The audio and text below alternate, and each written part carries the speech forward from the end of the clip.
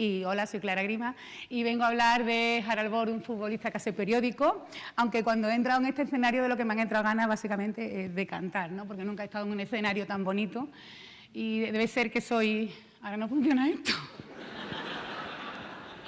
Ay, Dios. Bueno, me quedo aquí. Así sí va. Digo que debo ser muy simple porque también cuando vi el logo o sea, el dibujo que habían hecho tan bonito para el fondo de Quantum 13, también como a lo que me dedico básicamente, esa teoría de grafos, pues tampoco, esto no lo necesito, pues tampoco aguanté la tentación de añadirle unas rayitas y que fuera una triangulación, pero eso es una tontería muy grande, así que voy a hablar de lo que venía. Y yo vengo a hablar, pues aprovechando que tenemos este espectáculo de la ciencia tan maravilloso y con el que estoy disfrutando tanto alrededor de la figura de Bohr, pues yo voy a venir a hablar de uno de los miembros de esa familia, que no es Niels, el premio Nobel, y pues, porque soy matemática, ¿no? Y porque de Niels van a hablar otra gente mejor que yo, que es de Harald, del hermano pequeño de Bohr, que es el que está en esta foto aquí.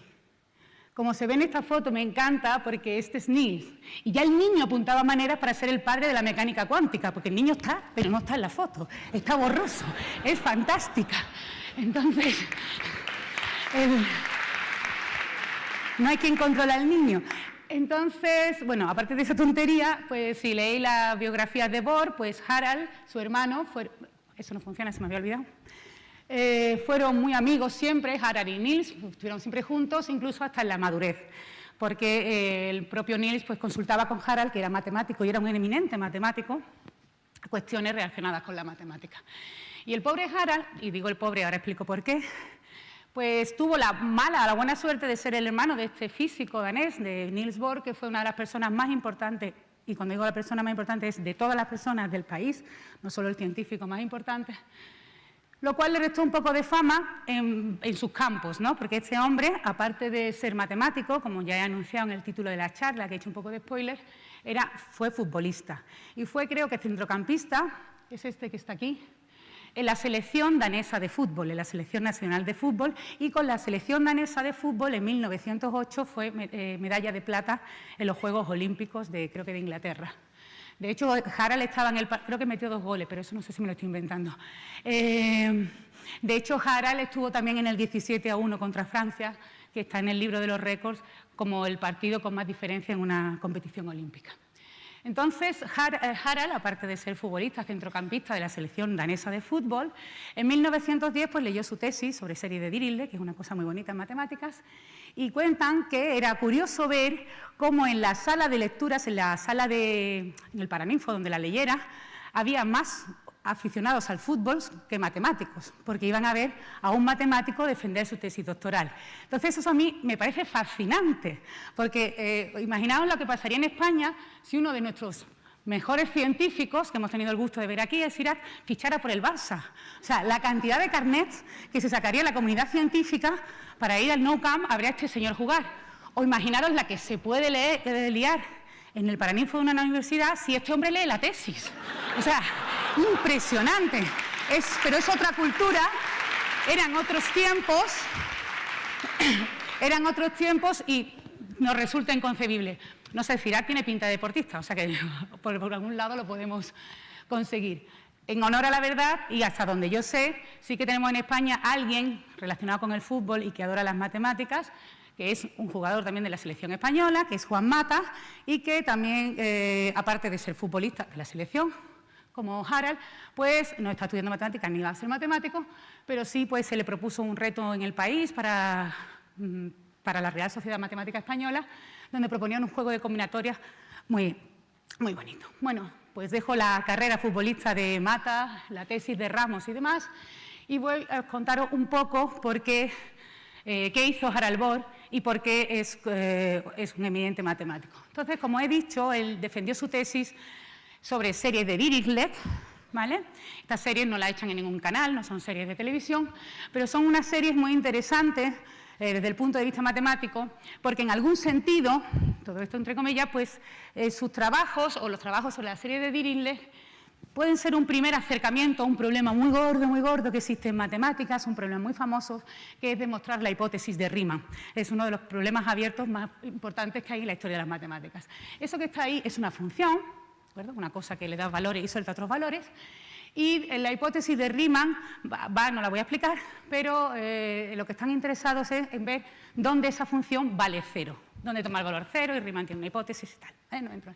Entonces, lo que la serie de Dirichlet consiste en, si os fijáis, hay un 1 ahí, al lado de esa letra que es una sigma, y sustituirlas, en lugar de por un 1, por a sub n, donde a sub n es un número complejo. Entonces, uno podría pensar, si la función z, la primera que he enseñado, era complicada, esta va a ser peor. Pero no, muchas veces en matemáticas, irte a un caso general, pues favorece la resolución de los mismos. Entonces, digo que sus primeros 2 trabajos en serie de Dirichlet iban no en la dirección de mostrar la hipótesis de Riemann, pero bueno, por ahí. Y siempre que hablo de la hipótesis de Riemann, me gusta contar una anécdota de Hardy, ¿no?, de otro matemático que estaba como estaba excéntrico, y que él decía que Dios lo odiaba. Él mantenía que Dios lo odiaba. Entonces, en cierta ocasión, fue a visitar a Harald Bohr, con el que trabajaba en verano, y porque le gustaba mucho ir a Dinamarca, y cuando tenía que volver a Inglaterra, que era donde era Hardy, pues había una tempestad muy grande y en aquellos tiempos los barcos pues no eran tan seguros. Entonces este hombre tuvo una feliz idea para evitar el naufragio. Le mandó una postal a Harald Bohr diciendo: he demostrado la hipótesis de Riemann. Entonces, ¿cuál fue el razonamiento de este señor tan excéntrico? Dios me odia tanto que no va a permitir que se hunda el barco, porque si se hundiera el barco yo pasaría a la historia como aquel que demostró la hipótesis de Riemann. Si conocéis, no me da tiempo, pero casi hablar de Hardy también merece un congreso, porque aparte de sus matemáticas, que eran importantes, era un personaje, como yo he dicho, excéntrico. Sin embargo, por lo que más se conoce a Harald Bohr en el mundo de las matemáticas, es por la definición de las funciones casi periódicas. En alguna biografía, y ahora no me acuerdo quién lo ha dicho, decía que le puso también el nombre que estaba tan bien puesto y era tan descriptivo que por eso no se le recuerdan como las funciones de Bohr, porque que era como se deberían de llamar. Voy a intentar dar una idea de que es una función casi periódica, basándome en lo que es una función periódica. Esto es la función seno, y es una función periódica. ¿Qué significa periódica? Para el que no lo haya visto nunca, pues cada cierto tiempo se repite el valor de la función. Se marca ahí 2 puntitos, entonces en 0 la función seno vale 0, en 2pi también vale 0. Es como si, con todas las comillas, no me vaya y luego he hecho una bronca, como si al dar la vuelta volvieras a pasar por el mismo sitio, como si al dar una vuelta de 2pi vuelves a tomar el mismo valor. Eso es una función periódica, una función que cada cierto tiempo se repite, como la onda del seno. Entonces, una función casi periódica, la definición no es fácil, no es trivial de entender, y menos en este tiempo, pero sería una cosa así, digo, con todas las comillas del mundo, sobre todo con la gente que tengo aquí delante, no es muy rigurosa la definición, es como al dar la vuelta no pasas por el mismo sitio, pero casi, ¿vale? Entonces, eso es, de ahí viene, casi, periódica, ¿no? Digo que esto es una definición un poco intuitiva, no formal.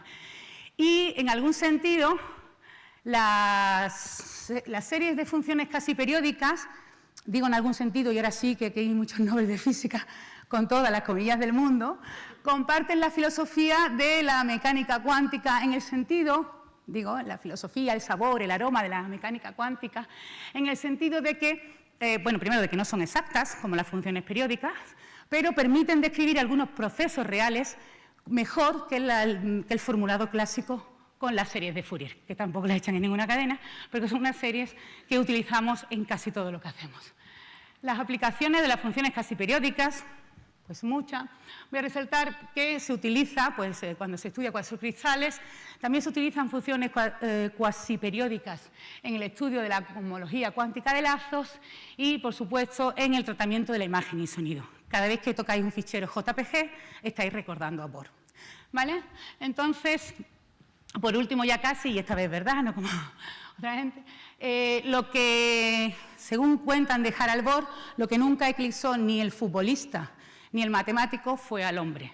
Porque todo el mundo descarta que lo mejor de Harald Bohr era que tenía una humanidad infinita, que era una persona muy simpática, muy amigo de sus amigos y muy cariñoso. Y a mí me gustaría hacer un poco de hincapié en esto, porque últimamente hablamos de fuga de cerebros. Y no son cerebros, son personas humanas las que se fugan y no solo tienen una cabeza que piensa. Sí, menos lo de movilidad exterior me gusta todavía menos. Pero bueno, Entonces, y por último, terminar, que también la física cuántica, yo soy matemática, es muy importante para los matemáticos porque esa frase en inglés de Polya nos permite recordar los primeros dígitos del número pi. Si la decís en inglés, si la decís en español, más o menos es que bien me siento una copa de alcohol después de estudiar mecánica cuántica. Muchas gracias a todos.